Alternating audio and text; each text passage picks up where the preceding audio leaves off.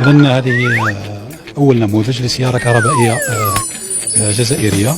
إذا الأجزاء الرئيسية لهذه السيارة نقدر نقولوا 3 أجزاء رئيسية.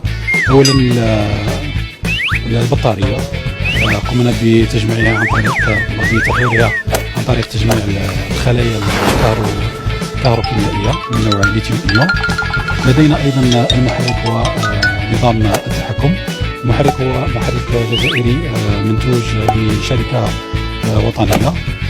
ولدينا أيضا الجزء الميكانيكي من الكاروسري إلى شاسي التغليف وإلى آخره.